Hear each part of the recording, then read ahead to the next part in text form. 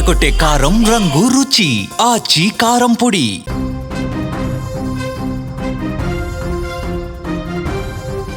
భారత గణతంత్ర వేడుకలపై ఉగ్ర నీడలు కమ్ముకున్నాయి.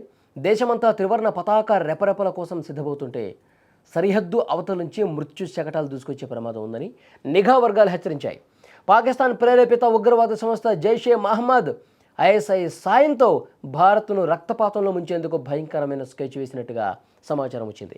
భారతదేశం తన 77వ గణతంత్ర దినోత్సవ వేడుకలకు ముస్తాబవుతున్నటువంటి సమయంలో పాకిస్తాన్కు చెందిన జైషే మహమ్మద్ ఉగ్రవాద సంస్థ దేశంలో అలజడి సృష్టించేందుకు సిద్ధమైంది.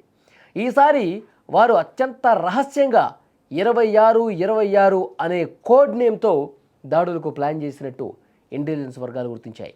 జనవరి 26వ తేదీన దేశంలోని కీలక నగరాల్లో భారీ పేలుడు లేదా ఆత్మాహుతి దాడులు జరపటమే వీరి ప్రధాన లక్ష్యమని తెలుస్తోంది.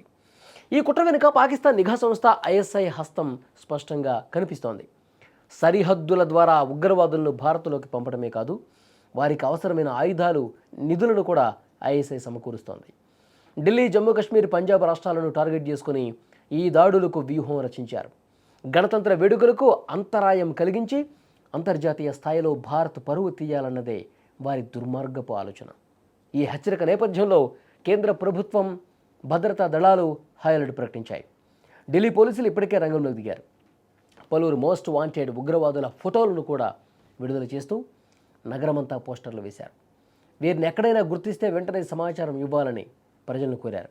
రైల్వే స్టేషన్లు, బస్టాండ్లు, రద్దీగా ఉండే మార్కెట్ ప్రాంతాల్లో తనిఖీలు ఎక్కడికక్కడ ముమ్మరం చేస్తూ ఉన్నారు.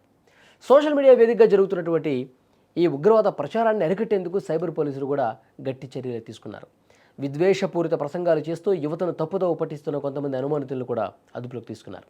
జమ్మూ కాశ్మీర్, పంజాబ్, హర్యానా ప్రాంతాల్లో యువకులను ఉగ్రవాదం వైపు ఆకర్షించేందుకు జైషే మహమ్మద్ ప్రయత్నిస్తున్నట్లు అధికారులు ఆధారాలు కూడా సంపాదించారు.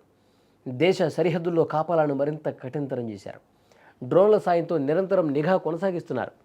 శత్రువుల ఏ చిన్న ప్రయత్నాన్నైనా చిత్తు చేసేందుకు మన జవాన్లు సిద్ధంగా ఉన్నారు. కానీ అలర్ట్ అయితే కొనసాగుతుంది.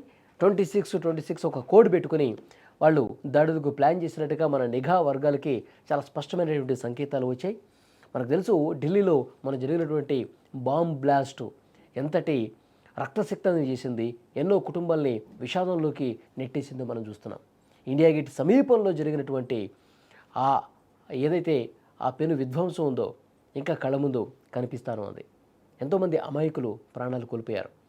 తీరా ఇది ఎవరు చేశారంటే జైషే మహమ్మద్ ఉగ్రవాద సంస్థ. మరి వాళ్ళకు టచ్లోకి వెళ్ళింది ఎవరంటే బాగా చదువుకున్నటువంటి యువకులు, డాక్టర్లు, లెక్చరర్లు. ఈ విధంగా మత ఛాందసవాదానికి వాళ్ళు లొంగిపోయి దుర్మార్గానికి తెగబడినటువంటి పరిస్థితుంది. మళ్ళీ అదే విధమైనటువంటి ప్రయత్నాలు ఉంటాయా, మళ్ళీ అదే రకమైనటువంటి దాడులు ఏమైనా ప్లాన్ చేస్తూ ఉన్నారని చెప్పి వెతుకుతూ ఉంటే దొరికింది. 26-26 కోడ్తో వాళ్ళు ప్లాన్ చేసినట్టుగా సమాచారం ఉంది. డెఫినెట్గా దీన్ని ఛేదించారు, ఎక్కడికక్కడ అలర్ట్ చేశారు.